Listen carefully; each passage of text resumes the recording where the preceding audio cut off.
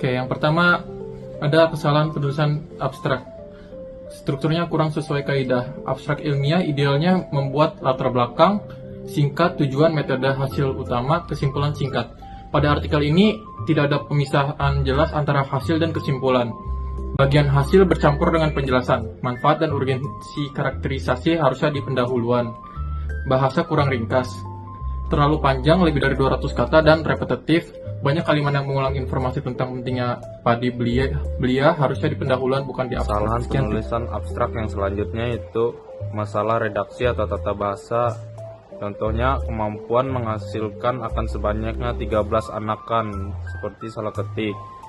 Warna helaian daun hijau muda yellow green group. Struktur campur-campur, perlu diseragamkan. Setelah itu diketahui sifat-sifat, diharapkan bisa memberikan informasi. Bagian ini bukan hasil, tapi implikasi kurang tepat untuk abstrak. Dan kesalahan selanjutnya, tidak mencantumkan metode secara kuantitatif. Abstrak tidak menyebut desain penelitian, apakah deskriptif, kuantitatif, alat analisis, kondisi lingkungan, atau opsional tapi penting bila berhubungan dengan morfologi. Analisis kesalahan pendahuluan yang pertama adalah pendahuluan tidak membentuk alur berpikir ilmiah. Biasanya alur berpikir ilmiah yang ideal, yang pertama itu ada fenomena umum, kedua kondisi khusus, ketiga celah penelitian atau gap, keempat ada tujuan penelitian.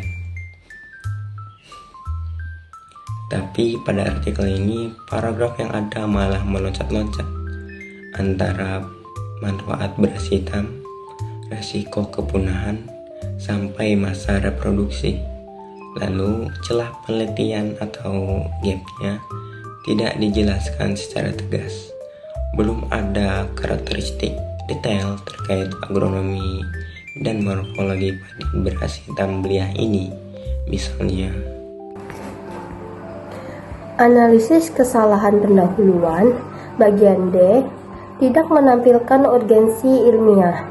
Tidak dijelaskan mengapa morfologi penting untuk pemuliaan, bagaimana hasil karakterisasi bisa digunakan, apa perbedaan padi belia dengan kultivar padi hitam lainnya.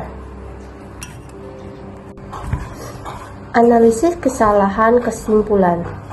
A. Kesimpulan terlalu panjang. Kesimpulan harus ringkas. Artikel ini menyerupai rangkuman tabel, bukan kesimpulan. Terlalu detail, angka-angka tidak perlu diulang semua. Untuk analisis kesalahan kesimpulan sendiri, ada di bagian tidak menjawab tujuan penelitian. Tujuan penelitian itu sendiri